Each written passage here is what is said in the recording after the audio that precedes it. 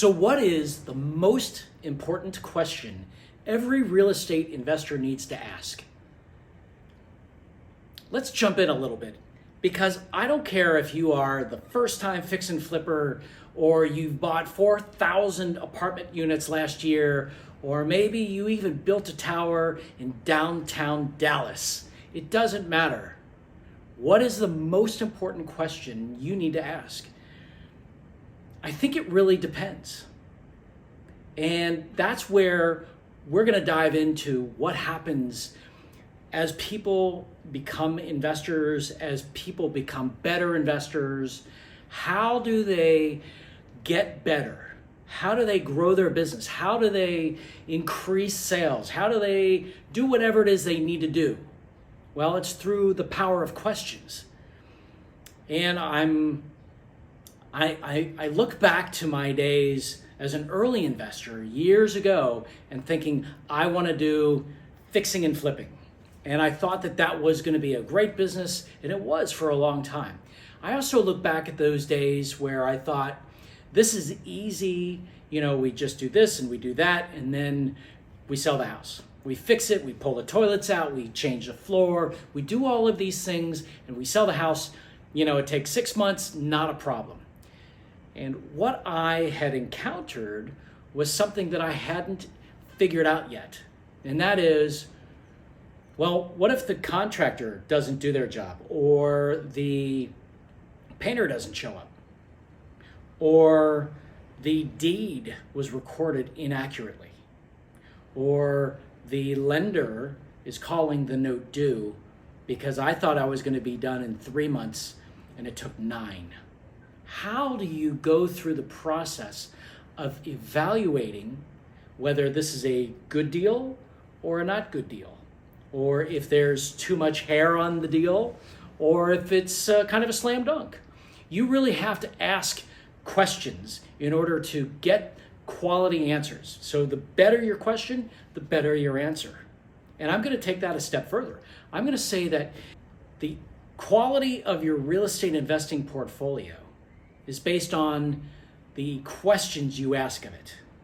If you need better answers, how do I get past having a crooked contractor? Well, you need to ask better questions.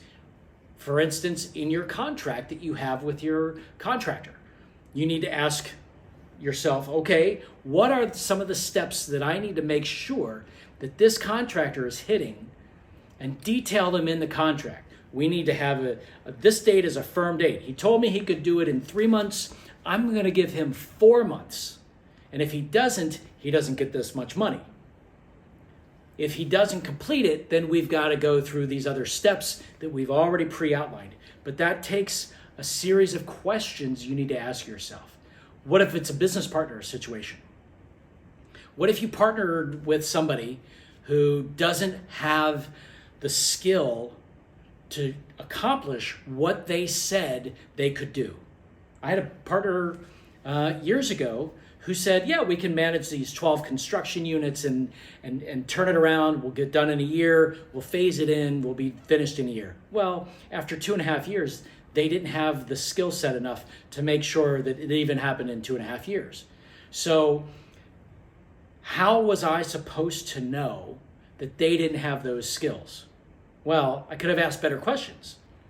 I could have said, okay, what happens if you don't complete it in this amount of time? What happens if the quality of product isn't as what we are describing in our contract? And what happens if I need to take the project over? Does everybody agree to that? Does everybody agree to, abiding by a timeline? Does everybody agree to abiding by a quality control?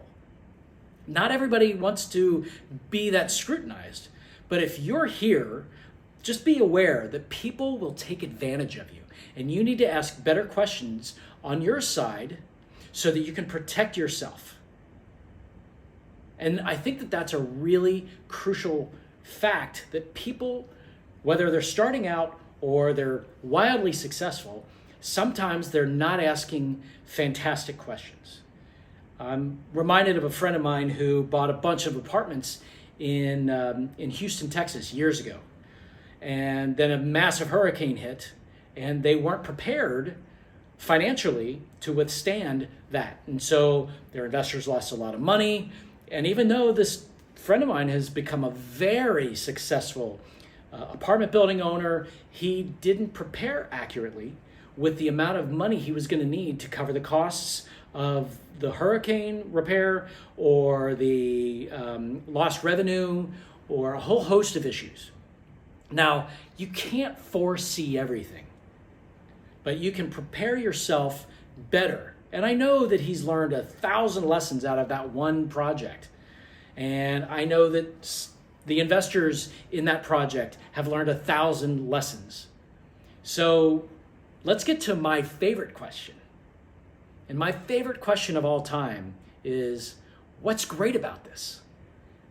And I love that question. And I'll tell you why. It's because I think that we can go into a negative space when something happens, and our minds just get crazy and emotions get involved, and you start yelling at your wife or your kids or your boyfriend or your girlfriend, or not taking your dog for a walk, or whatever it is when you are stressed out. But if you go to the point of saying, okay, what is great about this? And so I say it out loud. What's great about this?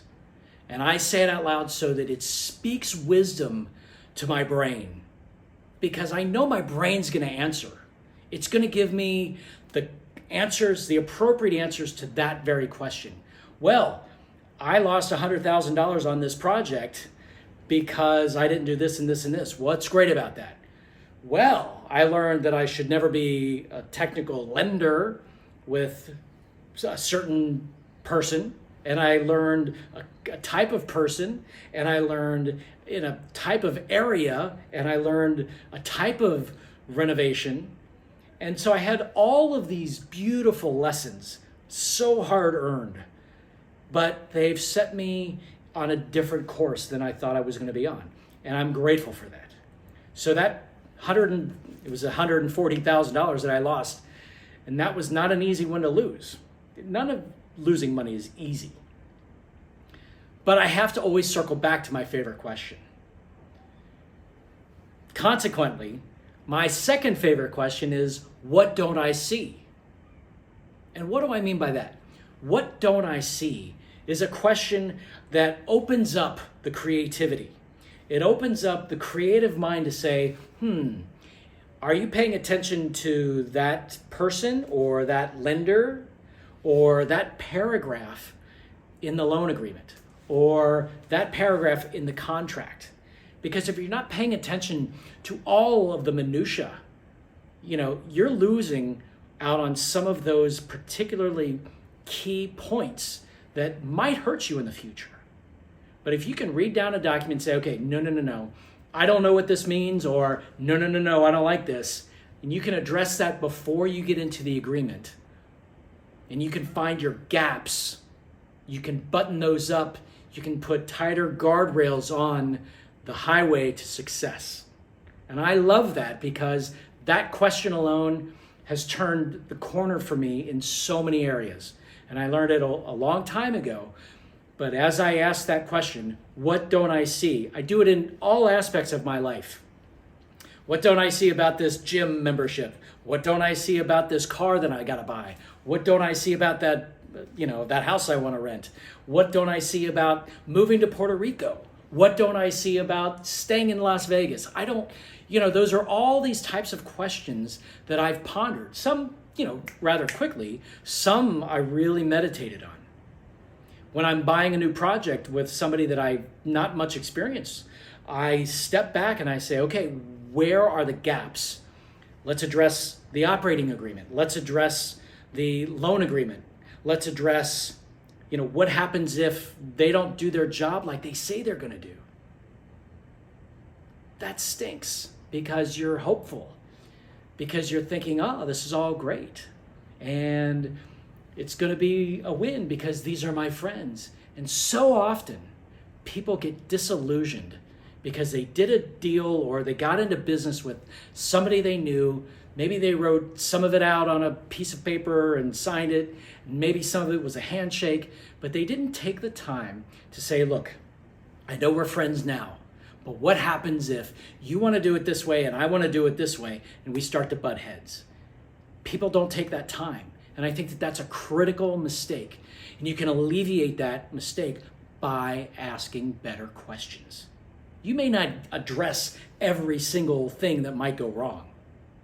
The grandmother passed away, so he's going to take off to Alaska for 3 months to pack it all up. How do you conduct your business with that? Because that's obviously something that has to happen. Maybe you put a clause in the agreement that says, look, if somebody has to step away, this is the penalty, this is the structure on how we move forward if it happens. And I think that those two questions, again, my favorite question is, what's great about this? And secondly, my second favorite question is, what don't I see? Those two questions are really going to help us get creative. And in fact, I believe the power of questions is so strong that it filters through literally everything we do. Everything we think is based on questions. And I wonder, if you started asking different questions, would you be able to grow your business? Or would you shrink your business? Because expansion isn't always the best thing. Or would you not invest in that project simply because you saw some guru talking about it late at night and you said, I want to buy that $4,000 multifamily apartment course. And you're a surgeon. And you can spend the $4,000, but you're not going to take advantage of that course. And you're not going to go and buy a 120 unit building 4 states over. You just don't have the time. Maybe. It depends. Maybe you are filtering through a lot of different real estate and you need to park your money somewhere. Well, maybe that is a good spot. But then you've got to ask the question about, how do you partner with somebody? Or how do you make sure that that's the right deal? How's my due diligence process? These are questions that will literally change the way you think about the entire real estate sector as an investment vehicle. Dare I say, all investments everywhere. But I think you really need to step back and start asking question after question. And I'm here to help you do that. My love of questions is astronomical. All I want to do is ask better questions. I want to ask more insightful questions. I want to ask questions not related so much globally to real estate, multifamily versus self-storage versus mobile home investing versus wholesaling versus whatever it is, whatever style of real estate investor you want to be. You want to be solely a passive investor because you're a surgeon. Maybe that's a better fit for you. Maybe you really want to be a full-time investor, but you're a pilot. So maybe there's a trade-off there. You got to work 4 days, so you have 3 days off. Does that business model, fixing and flipping, work for a pilot? That's a good question. Maybe you're an accountant. I don't know. These are just different things of how you're going to question, is this the right type of vehicle for me right now, where I am in my life, and do I have enough capital? Do I have enough experience? Do I know somebody that has the experience? These types of questions are going to set you apart. They're going to cut down on wasted time. They're going to cut down on wasted energy. They're certainly going to cut down on the potential for lawsuits. Because if you partner with somebody who you just sort of kind of met, but he speaks really well and he's a good guy, you're going to run into some trouble. Unfortunately, that's been the experience that I've had. Plenty of people are nice guys, but what I did not ask was, if he's a nice guy, is he also competent? Is he also ethical? Does he also have what it takes that when the going gets tough, he gets going even harder? Or is he the kind of guy that takes off and buries his head in the sand, which I've experienced a lot of too? I don't want you to do that. I want you to have your agreements and your concept of what kind of an investor you want to be mapped out, not rigid, but flexible with the power of questions. So for instance, I got into this project and this project and this project, and I want to unwind it. How can I do it quickly with as little effort as possible, yet still make as much money as I can? Maybe you won't be able to make as much money as you wanted to down the road, but at least you can unwind it. Find better partners to partner with if you want to partner with anybody. And then you have all that extra capital, all that extra time. You're not in the drama anymore. I know I'm talking about a lot of different things here. Circling it back to what is the most important question that every real estate investor needs to ask? It depends. It depends on who you are, where you are in your life, where you are in business, in your your life cycle, what it is what kind of capital do you have, what kind of real estate investing do you want to do. Those are questions, and then you can take each of those and ask 1,000 questions underneath that. But I also want to warn you, questions are a powerful tool, but they can also be a very disruptive force that makes you not make any choices. I've got friends that have been beat up in business, and as they try to grow their business back, they realize that they just cannot focus enough because they've got too many questions. Should I do this? Should I do that? Should I go over here? Should I do this? And that's going to be a killer as well. So I'm going to leave you with this one. What's the most important question any real estate investor needs to ask themselves, maybe daily? And then my two favorite questions are, what's great about this and what don't I see?